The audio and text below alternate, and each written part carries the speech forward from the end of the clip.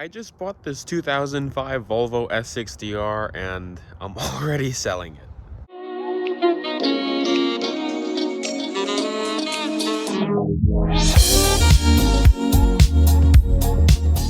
So yes, I bought this without even showing you guys. I did post it up to the community tabs on YouTube, and I did make an Instagram for it, and I did enjoy it, and I still do enjoy it, but there's a few reasons why I'm selling it, and just no BS. It's a great car. There's definitely nothing wrong with it. Volvo really produced a fantastic automobile back in 2005 with a lot of technology in it, but for a college freshman, I can't keep up with it because there's two things that are going wrong right now, which the car drives perfectly fine normally, but the first thing is I think my front struts are going bad, because if you look at it on the side, the front of it sags and the rear end looks like a monster truck. But it's a really good looking car. I even put ceramic tints on it. I paid good money for that. And I guess the next owner will enjoy those tints because they're supposed to keep the interior cooler than normal. And then the second thing that's going wrong with it is the clutch. When I'm flooring it, so foot to the floor, the clutch pedal likes to stick, and then it makes your shifts really unstable, and I don't know. But 4 new 4C shocks, because if I'm getting 2 shocks, if I need 2 shocks, the rears are probably almost out too, because everything is pretty much original on this car. 4 new 4C shocks is $1,600 because they're adaptive. They have the 3 drive modes. I'll go into that later. And then if I wanted to do coilovers, which I did want to lower the car, there's a truck. I did want to lower the car, but coilovers for this car that will work are $2,000, $2,100. The KW coilovers for the KW V2s for the S60R all-wheel drive. So I really don't have that money. Well, I could do it, if I saved up, but I really can't because I have the truck, and then I got this car because I wanted to mod it, and I barely touched it. All I did is tints, LEDs, and an aftermarket head unit. But for someone that actually can afford it, it's perfect because it's it's a clean looking car from here, because I had a lot of plans for it. I wanted to re-wrap it and get the hood repainted because there's these like cracks in the paint, and then there's a few dents in the body, dings on the other side. But over here on the roof, you can probably see it a little bit. A garage door fell on it from the first owner, not from me. I'm careful with that stuff, but I guess it snapped. Here's the dents. You can kind of see them. Other than that, it's pretty clean. There's that little door piece that I wanted to paint. That would be simple, like $30. But the car's been really good to me. I only put maybe $800 or $900 into it, just in that I got new tires for it and serpentine belt and some other stuff under the hood. But I just want to get out of it. It sounds bad, but I just want to get out of it before I end up regretting my financial decisions. I have a plan for another car, which is like pretty similar to this car. In the maybe few months or something, I want to just save up a little bit more. But also, insurance on this car is ridiculously expensive. Since I'm 18 years old, insurance is $330 a month, and I'm with Geico, and that is so far been the cheapest quote I've gotten. And it's just ridiculous to insure a car at 18, because I'm on my own. I'm not on my parents. I wanted to be independent for once. Not for once, but you know what I mean. But this car is all on me. Paid cash for it. It's on my name's on the title. My name's on the insurance. So I was really proud of it. This was like my car. But instead of rambling, some stuff on the outside, it has factory HID headlights, which some people say they're great, but in my experience at night and in snow and bad weather, they're not bright. They kind of suck. So I was gonna do retrofits on it, and then halogen fog lights, And then they have the little headlight wipers, but only this one works. You know, the other one is like jammed. I guess that's the motor. Going around, this car has the 17-inch pegs on it. And I wanted to, they have a bunch of curb rash on the wheels, like all of them. So I wanted to paint those in the spring, probably in a gunmetal color. And then wanted to paint that. This one, I even wanted to do the Euro power folding mirrors because that's something that I do like. It does have the Brembo brakes on it. I just put brand new rotors and pads on the front. LEDs are on the whole car. Let me show you. So this is the key for the R. It has a special R on it, but you know, LED turn signals. The parking lights and stuff, I didn't do those in LED because they were too damn bright and they look like brake lights. This has an IPD exhaust on it. I'll probably get a clip of that before I get rid of it. Sounds really good, and it's the perfect volume. It's not the downpipe. It doesn't have the catless downpipe on it. It's just the catback exhaust. So it still has mufflers and stuff. It passed Maryland State inspection, but I drive on the highway a lot, so you know, noise is a factor for me, but the noise is actually very tolerable. Getting inside, now one thing, the sunroof, it only tilts, it doesn't slide, and there are sliders in there that they just have to be replaced. So the exterior of this car is sapphire black and the interior is Nordcap blue. The blue interior at first was weird for me, and for some reason it has Gobi floor mats in it, but I don't know, I was gonna get WeatherTechs for it. But the blue interior is pretty interesting. I kind of had to adjust to it, but you know, it was okay, but I really wanted the Atacama. That's like, you know, every R owner's dream. But you know, there is some wear and tear. Like you could see the material here was starting to pull off.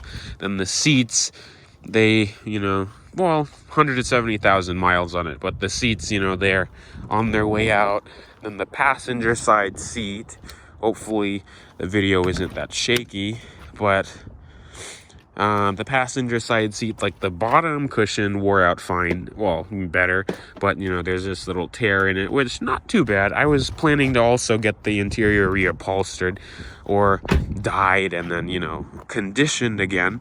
But coming up towards here, some features that I liked about the R, especially compared to my Accord, was first, the seats. They hold me so much better and they're really comfortable. I drove this thing up to Jersey and it was a complete breeze. I was like on a cloud in comfort mode, and I really loved the memory seats because my Honda didn't have those. Another thing, I guess you could consider them auto lights, but I never really did that because I drive with my parking lights.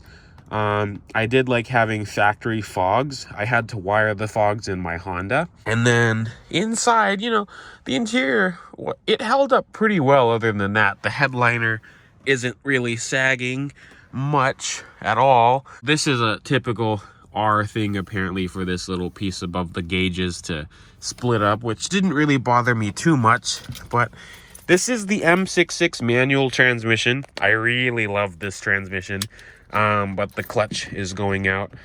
Let me just start it up. You know, it sounds good. You know, it sounds really, really good. Just I'll get some clips with my camera. Let me shut the car up. Okay. But yeah, since this is the R, it gets the blue gauges, the little R badge here, and then a bunch of stitching, the blue stitching, and then also the 4C drive control system. So what it does, it adjusts the damping and the suspension, it adjusts throttle mapping, and some other things. It is definitely noticeable. Now that my shocks are about to go bad, I have to leave it in sport because in comfort, the thing is just too damn bouncy, and then it bottoms out. Well, it hits the bump stops every time I go over a bump. But another thing that I liked is that, you know, it had this information display over here. Let me zoom in. But, you know, I'm getting 20 mpg, and that's all city. and I get 30 on the highway. That's really good. But, you know, I have all this information here that the Honda didn't have. It did have it, but it was in the infotainment screen, and I got rid of that for a bigger unit. Another thing I did like is that it had auto wipers on this car. I do use those all the time because it just makes it really simple, but turn those off to not distract anyone. And then I did put in a Toto head unit. It was $140 on Amazon with Prime. It's really good. There is a little bit of whine. I really don't notice it. It's just because I could have grounded it better to the chassis instead of to the harness. But the install was really nice. It wasn't complicated at all like some other videos showed. It has Apple CarPlay, Android Auto, and it boots up okay, and it's not terribly laggy. I only use it for CarPlay anyway. I could have done a camera in it, but it was just, I was not feeling it. I was a little bit lazy. Another thing that I do like about this car, well, actually, the climate, my car had auto climate, but, you know, everything is really simple. I do like that the fan positions are automatic. Unlike my car, I had to, you know, select which one I wanted. So it's really nice in the morning. DSTC, that's the stability and traction control. For people that don't know, if you just press it once, it just turns off traction. If you hold it, well, if you keep pressing it 3 to 5 times, I think. Let's see. Anti-skid off. So then you can do the donuts and snow and have real fun with it. Other than that, you know, the Spaceball transmission, it's a good transmission. It's just the clutch. That's the only issue I have with the transmission. You know, cup holders here, and then center console, then the glove box here, you know, basic stuff. I had a code reader in there because I had a massive boost leak when I first got the car. And I thought it was a math sensor, and that was a whole other story. I do like the garage home link that it has, and then, you know, I put the obligatory LEDs in the car, which I will be taking out because I'm saving my shit. And another reason why this sunroof, like, it tilts, and I don't want to open it because it makes a terrible noise, but I can't close the shade. It'll only go this far back. So I was gonna take care of that in the winter or the summertime when it was warmer. It's not that complicated, but, you know, screw it. Other than that, the rear seat, let me show you the, well, it has front and rear fogs, but, you know, the HID headlights and the high beams. For the high beams, it actually twitches that little mechanism, well, the light fixture up. These are glass headlights too. No fading in that, so that's nice. But I was gonna go to the back seat because the back seat of my Accord, see, I was gonna actually make like a good, like, long video, but it's a crappy day out, so I'm not really feeling it that much. But the back seat is a lot smaller than my Accord, and I have friends that notice that. You know, sitting here, I'm 5'8", and this is my driving position, and my knees are touching this seat. But it's not uncomfortable because I usually sit like this. You know, you got to have that man spread. Another thing I do like over the Accord, well, my old Accord, is it had, well, this car has air vents in the back and a built-in 12-volt outlet. I actually had to wire one in my car because I care about my backseat peeps. And then this, you know, it has this little console here, and then cup holders, and then the trunk. Oh, yeah, the back seat is pretty small. You know, compromise, I didn't really bother because I don't have many people back there. I had wood. My trunk is usually completely clean, but I had firewood back here yesterday, so it's a big trunk, pretty sizable. You know, my Accord's trunk was about the same, and I don't really put stuff in the trunk. And then it has the spare tire underneath, it's a donut, and then the jack. And then I had sway bars that I wanted to put into it too, but I'll give those to the new owner. And then I always left a quart of oil in the back because it did leak just a little bit, not noticeable, but did leak. But yeah, it's a really nice looking car. This is, I guess, an update video. I kind of just wanted to do an iPhone video. This is the Pro Max, so let me know how the camera is. But yeah, I mean, unfortunately I can't keep it, but I do have a car planned out in the future, the near future, very near future, that is very similar to this car. And if you are in the Maryland, DC, Pennsylvania, Virginia area, let me know if it's, I mean, like, I don't know if it'll still be for sale, because I hopefully have someone coming to pick her up by the end of the week. Her name was Shadow, by the way. But yeah, let me know what you guys think. It's kind of, you know, like first and last video, I guess, but I'll see you guys in the next video, and yeah, bye peeps.